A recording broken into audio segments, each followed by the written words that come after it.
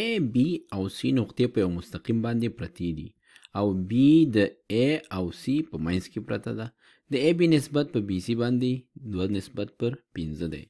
که چیرې د A نقطه په -6.9 کې وي او د B نقطه په -2 او 3 کې وي نو د C نقطې مختصات پیدا کړئ. نو تاسو ویډیو ودروئ او د دې د پیدا کولو کوښښ وکړئ. نو دې لپاره چې دا مونږ حل کړو راځو دا نقطې مونږ دلته رسمو او شکل کې ښیو. نو لومړۍ نقطه ده A نقطه، دې ځای کې دې ته وایو A. دغه مختصات څو دي؟ -6.9. همدارنګه بیا ورپسې ده د B نقطه. د B نقطې مختصات دي -2 او 3. معنا دا چې په دا چې دلته ده نو x کې به دا -2 وي دې خوا دې ځای کې راځي او په y کې به وي 3 لږ به ښکته راځي دې ځای کې. نو دلته یې که ولیکو دا به شي د B نقطه او د دې مختصات دي -2.3. دې ته وایو د B نقطه. همدارنګه د C نقطه چې دا د همدې دوه نقطو سره په یو مستقیم پرته ده. دې ځای نه به داسې یو مستقیم تیر کو تر دې سره پورې او مونږ ته وایي چې AB نسبت پر BC باندې 2/15 دی. معنا چې د B نقطه چې د ټولې فاصلې په 2/15 برخه کې پرته ده.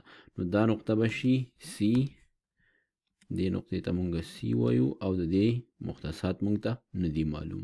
د دې د مختصاتو پیدا کول لپاره مونږ کولی شو چې د افقي لوري مختصاتو کې بدلون او عمودي لوري مختصاتو کې بدلون باندې دغه ټوله فاصله وویشو او بیا همدغه نسبت ور باندې عملي کو. د بیلګې په ډول د A نه تر B پورې د افقي لوري یا د X لوري بدلون څومره دی؟ نو دې ځای نه مونږ راغلو تر دې ځای پورې. نو که دلته X څو وي -6 وي او دې ځای کې څو دی -2 دی. نو اصل کې مونږ دې ځای نه دې ځای پورې څو واحده بدلون کړی دی؟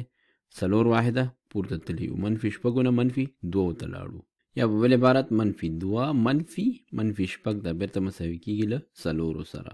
ښه اوس د A نه تر B پورې د X بدلون نسبت پر A نه تر C پورې د X بدلون څو دی؟ 2/15 دی. نو راځو د A نه تر C پورې دې بدلون ته مونږ څه وایو؟ دې بدلون ته وایو X.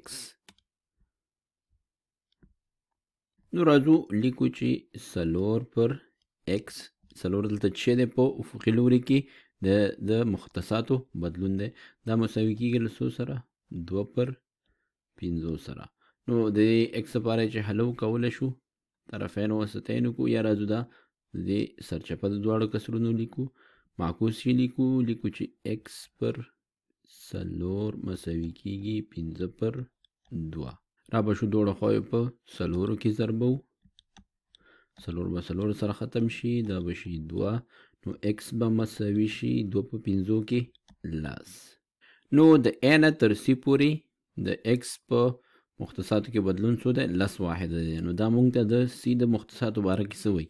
معنا دا چې -6 نه پیل کوو 10 ورسره جمع کوو نو -6 جمع 10 به څو شي؟ 4. دا د X مختصات شو. اوس راځو عین کار د دې د Y مختصاتو لپاره هم ترسره کوو.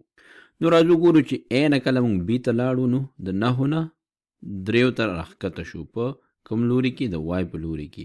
معنا دا چې دلته بدلون چې دی هغه څو دی؟ -6 دی. 9 نه 3 ته چې لاړو کم شوي یو یا په بل عبارت مونږ کولی شو چې داسې پیدا کړو 3 -9 مساوي کېږي څو سره؟ -6 سره. مونږ څه کوو د پای نقطه چې ده د هغې نه د پیل د نقطې مختصات منفي کوو. لکه دلته چې -2 -6 هم کړه نو مثبت 4 په لاس راغی. دلته -3 -9 دا مساوي کېږي له -6 سره. ښه اوس راځو د A او C نقطو ترمنځ د عمودي لوري په مختصاتو کې بدلون ګورو چې دا باید څومره وي. نو پوهېږو چې دواړو نسبت دا نسبت تقسیم پر دې ټولو باندې دې ټول واټن باندې دا مساوي دی له څو سره؟ 2/15 سره. نو که چیرې دې ته مونږ Y وایو نو لیکلی شو چې د AB ترمنځ د Y مختصاتو بدلون تقسیم پر AC ترمنځ د Y مختصاتو بدلون -6 تقسیم پر Y دا مساوي کېږي له څو سره؟ دې نسبت سره 2/15.